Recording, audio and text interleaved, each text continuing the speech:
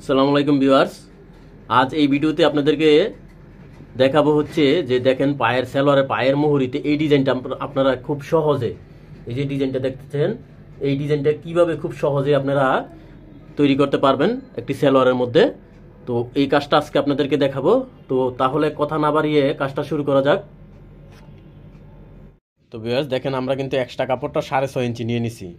Extra কাপড় বলতে যেই কাপড়টার মধ্যে আমরা মূলত ডিজাইনটা করব। আর পায়ের মুহুরিটা দেখেন আমাদের টোটাল একদম ওই মাথা তো ওই মাথা পর্যন্ত কত আছে, এটা 9.5 19 ইঞ্চি। তো এভাবে এই কাপড়টা দেখেন আছে কত 24 ইঞ্চি। তো কাপড়টা কিন্তু একটু বেশি নিতে হবে, কারণ আমরা চিকন চিকন করে যখন সেলাই দিব তখনও কিন্তু এগুলোতে কাপড় খেপে যাবে, অনেকখানি কাপড় লেগে যাবে। এই জন্য সবসময় এই কাপড়টা বেশি নেবেন, লম্বার দিকে চড়ার দিকেও। চড়া যতটুকু দিতে চান, 3 ইঞ্চি চড়া দিতে চাইলেও আপনারা 6 ইঞ্চির মতো এরকম নিয়ে নেবেন। প্রয়োজনে পরে ভেঙে সেলাই করে দিবেন, তাও কোনো সমস্যা নাই। তো এভাবে বেশি নিয়ে নিতে হবে। তারপর দেখেন দাগগুলো এইভাবে কোনাকুনি কিন্তু আমরা দিতেছি, দাগগুলো কিন্তু এভাবে কোনাকুনি দেখবেন, একবারে মাথা যে কোনো এক মাথার থেকে ধরে এইভাবে কোনাকুনিভাবে দাগ দিবেন। ঠিক আছে, একটু অ্যাঙ্গেল করে দাগগুলো দিয়ে নেবেন সব একদম পুরাটা, এই মাথার থেকে ওই মাথা পর্যন্ত। আমাদের কাপড়ের ইয়াটা যতটুকু হবে, লেন্থটা লম্বাটা, এই মাথার থেকে ওই মাথা পর্যন্ত এক্সট্রা কাপড়টা এইভাবে দাগ দিয়ে নেবেন।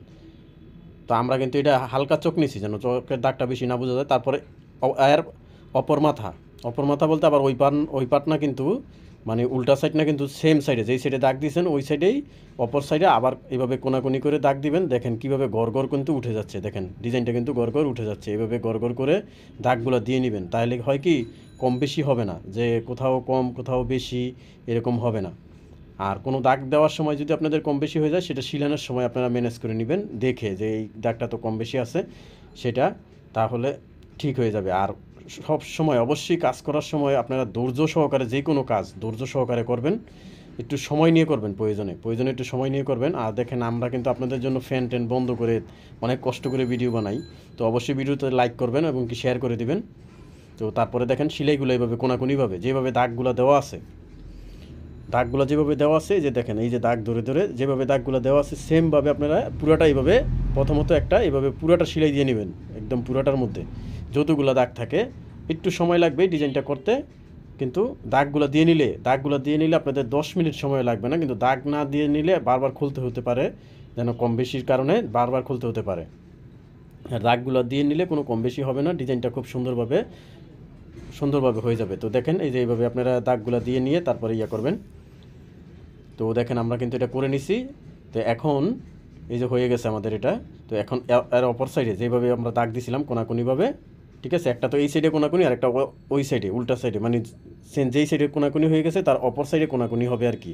এভাবে আমরা যেভাবে সেলাই করতেছি দেখেন দাগগুলো কিন্তু এইভাবে দেওয়া হয়েছে। তো এইভাবে দিলে হয় কি, এভাবে দিলে ডিজাইনটা খুব সুন্দরভাবে উঠে যাবে। দেখেন আমি 2-3টা সেলাই দেওয়ার পরেই দেখবেন যে ডিজাইনটা খুব সুন্দরভাবে উঠে গেছে। তো কাজটা খুব ধৈর্য সহকারে করবেন, যে কোনো কাজ, ডিজাইন কাজ করতে গেলে তাড়াহুড়া করা যাবে না, এবং কি একটু সময় নিয়ে করতে হবে ডিজাইনগুলা।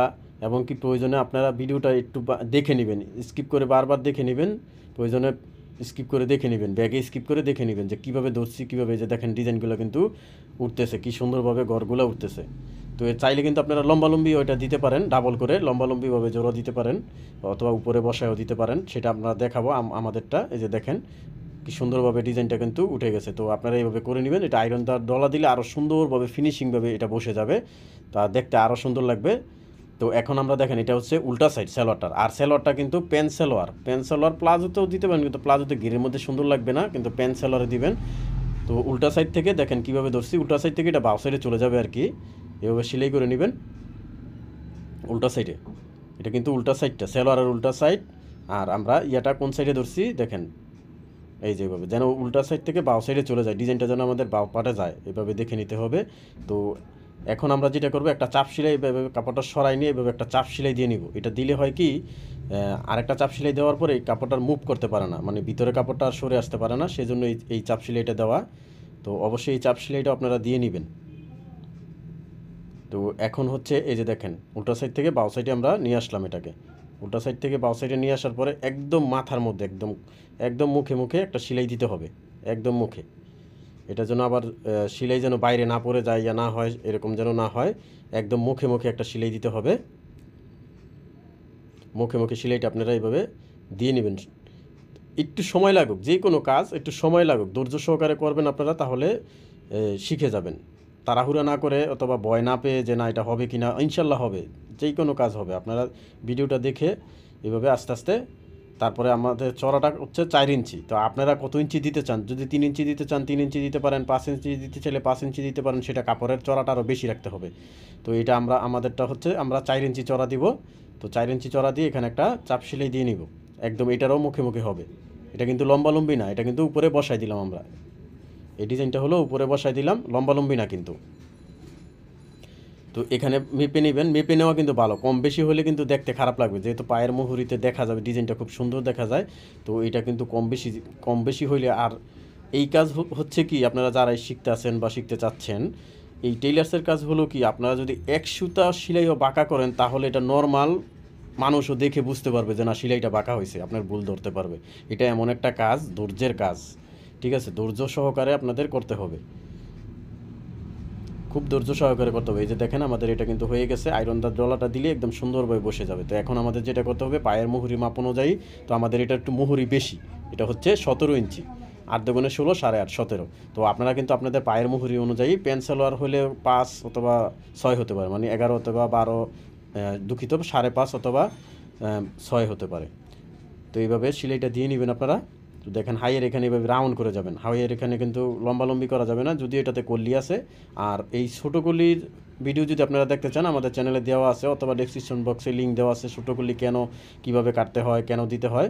আর এই পেন্সিলও আরও যদি আপনাদের প্রবলেম হয়, সেক্ষেত্রে আমাদের চ্যানেলে লিঙ্ক দেওয়া আছে ডেসক্রিপশন বক্সে। আর যারা ফেসবুক থেকে দেখতেছেন, তারা চাইলে আমাদের ইউটিউব চ্যানেলে এসে দেখতে পারেন। এবং কি ফেসবুকে দেওয়া আছে পেজে, আপনারা একটু নিচের দিকে গেলে আমাদের এই ভিডিওগুলো পেয়ে যাবেন। তারপরে এই যে দেখেন, এই পায়ে এভাবে মুহুরিটা মাপ দিয়ে নিতে হবে। আর ভিউয়ার্স, এবং কি ভিডিওর শেষে আপনারা ভিডিওগুলো পেয়ে যাবেন যে প্যান্ট সালোয়ার কীভাবে কাটিং করতে হয়, ঠিক আছে, এবং কি ছোটো কলির। তো অবশ্যই ডাবল সেলাই দিতে হবে কিন্তু হাইয়ের এখানে অবশ্যই ডাবল সেলাই দিয়ে নেবেন আপনারা। তো ভিউয়ার্স দেখেন আমাদের সালোয়ারটা কত সুন্দর হয়ে গেছে। তো ভিউয়ার্স, আজকে ভিডিওটা এই পর্যন্তই, এবং কি চ্যানেলে নতুন হলে সাবস্ক্রাইব। সবাই ভালো থাকবেন, আল্লাহ হাফেজ।